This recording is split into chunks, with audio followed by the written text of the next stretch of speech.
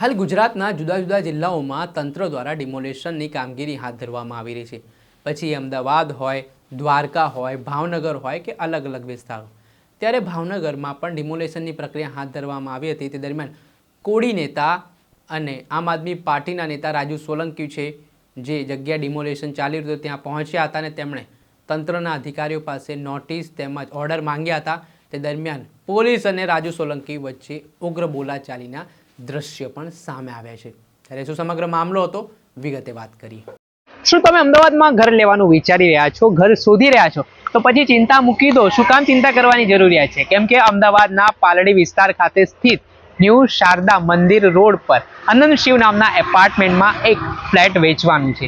3 BHK આ flat છે, તેની અંદાજિત કિંમત 85 લાખ રૂપિયાની આસપાસ છે અને તમે એમાં પણ ચિંતા કરવાની જરૂરિયાત નથી। તમને ફૂલ્લી ફર્નિશ આ વસ્તુઓ મળવાની છે। એટલે અને કપડાં અને વાસણો લઈને સીધા તમને અહીંયા રહેવા માટે જવું છે। અને બીજી ખાસિયત હું આ ફ્લેટની બતાવવા માંગીશ કે આનંદ શિવ જે એપાર્ટમેન્ટ છે ત્યાંથી 50 મીટરના અંતરે ભીમનાથ મહાદેવનું મંદિર આવેલું છે।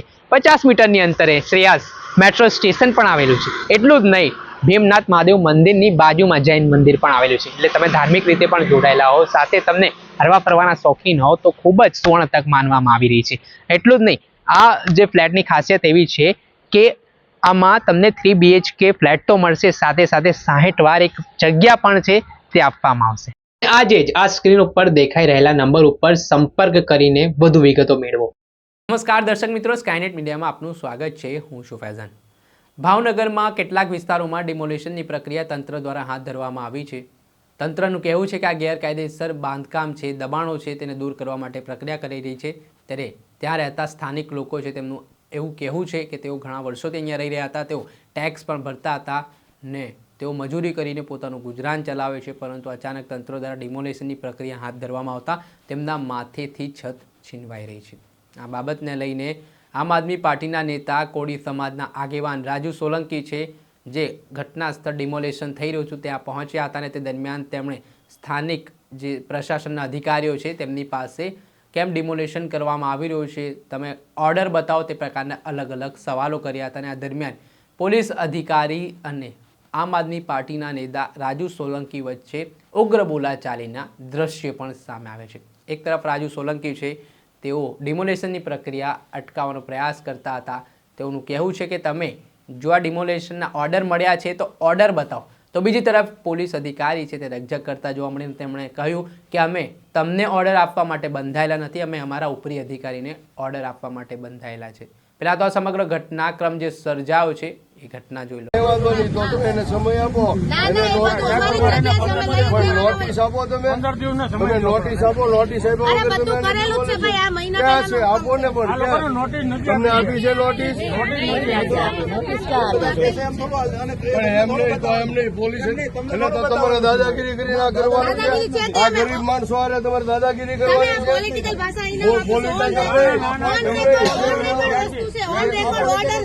કાયદો છે એની વાત કરું છું। હા, મારી પાસે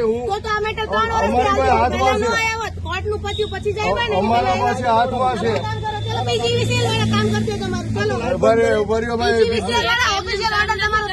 ભાઈ ઓર્ડર તમે લઈને તમારા સાહેબ ને બોલાવો પેલા।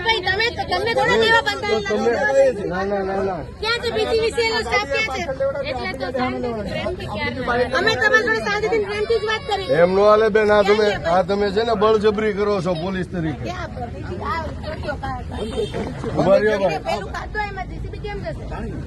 ભાઈ ભાઈ તમારા અધિકારીને બોલાવજો। એમની તમારે આ લોકોને આમાં લખેલું છે, તમારે નોટિસ આપવી પડે।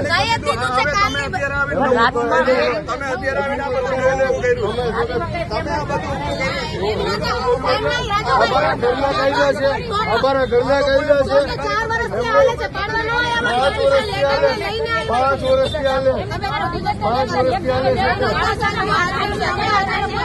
મામલતદાર સાહેબને બોલાવો, મામલતદાર સાહેબને બોલાવો। ક્યાં છે સાહેબ? 1 મિનિટ, બે તમે બોલો સાહેબ, 1 મિનિટ તમે બોલો। તમે હુકમ કરેલો છે? ના ના, એ તો અત્યારે તમે કાર્યવાહી વાંધો નથી, તમે હુકમ કરેલો છે સાહેબ, તમે મને જવાબ દો મામલતદાર તરીકે। મને બતાવો ઓર્ડર બતાવો. ના, ના, એમ નો આવે. એમ નો આવે કાંઈ. તમે કાંઈ સાચી વસ્તુ કરી એટલે કે આ બધાને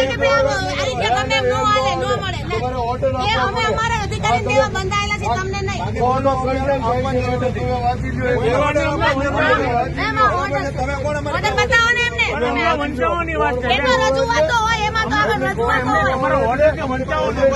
મન પાલન કરવાનું વાત નથી. કરો ને અમે ખાલી કરવા તૈયાર છીએ. અમે ખાલી કરવા તૈયાર છીએ. પણ તમારે ઓર્ડર આપવો પડે. ઓર્ડર આપવો પડે. હા તો હું માનું છું ને. રજૂઆત નથી આ કોર્ટે હુકમ કરેલો છે. તમે આ ફાડી નાખો માં.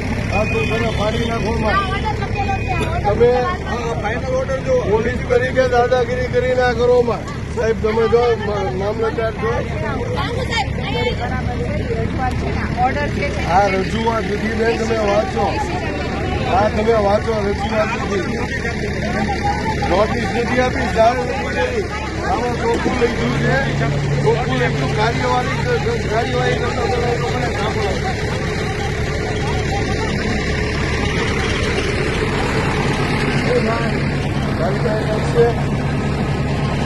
આ તમે કોને બધું પાડો છો? જો આ કોર્ટનો હુકમ છે.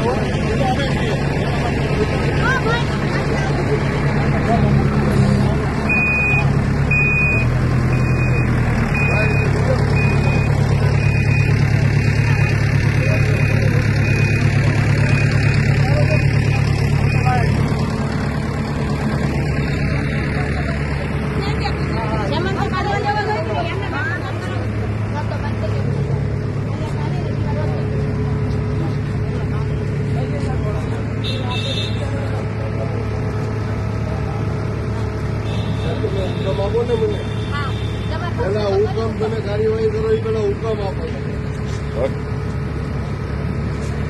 ભાઈ જેસીબી વાળા ભાઈ, એ ભાઈ તમે હમણાં કઈ કાર્યવાહી ન કરતા હો.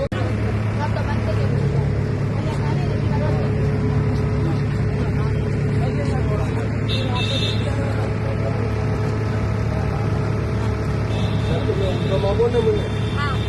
પેલા હુકમ તમે કાર્યવાહી કરો એ પેલા હુકમ આપો. ભાઈ જેસીબી વાળા ભાઈ, એ ભાઈ તમે હમણાં કઈ કાર્યવાહી ન કરતા હો.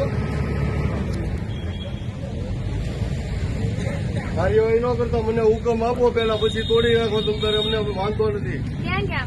નિયમ પ્રમાણે કાયદા પ્રમાણે જે કરવાનું થતું હોય અમે તૈયાર છીએ. અમારી સહમતિ છે. ખાવાનું માંડ કરવી, લેવાનું પણ તમારે જે કંડી અઠવાડિયું અગાઉમાં કેવું જોઈએ ને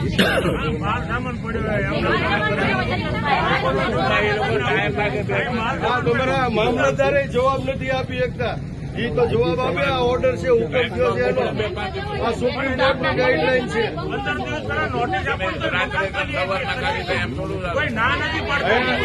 આઈસીઆઈ નો બંગલો બનાવો છે એટલે હું તમારા ગરીબ માણસોને મારી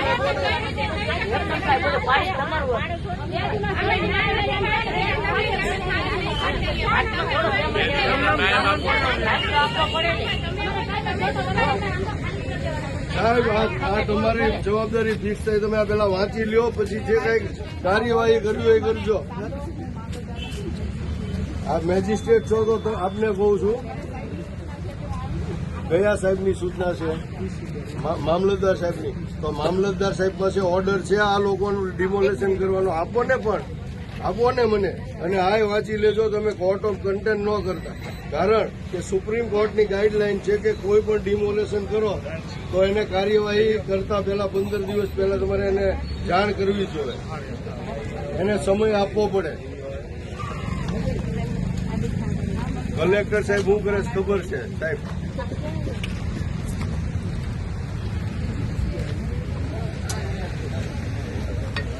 હાલ આપણે જે વિડીયો જોયો કે જેવી રીતે આપ નેતા રાજુ સોલંકી અને આ પોલીસ અધિકારી વચ્ચે ઉગ્ર બોલાચાલીના દ્રશ્ય સામે આવ્યા છે ને જે ઓર્ડર બતાવવાને લઈને વિવાદ ચાલી રહ્યો હતો ને અંતે તંત્ર દ્વારા ડિમોલેશનની કામગીરી છે તે હાથ ધરવામાં આવી હતી અને થોડાક સમય માટે શાબ્દિક ઘર્ષણની સ્થિતિનું પણ નિર્માણ થયું હતું. પરંતુ અલગ અલગ વિસ્તારોમાં જે ડિમોલેશનની પ્રક્રિયા હાથ ધરવામાં આવી છે તેના કારણે માહોલ પણ ગરમાઈ રહ્યો છે અને કેટલાક કિસ્સાઓમાં મારામારીની પણ ઘટનાઓ બનતી દેખાઈ રહી છે. દર્શક મિત્રો, અત્યાર સુધીમાં બસ આટલું. આવા નવા વિડીયો સાથે આપણે માહિતગાર કરતા રહીશું, એટલે સ્કાયનેટ મીડિયાને લાઈક કરી લો, સબસ્ક્રાઇબ કરી લો અને શેર કરવાનું ભૂલતા નહીં.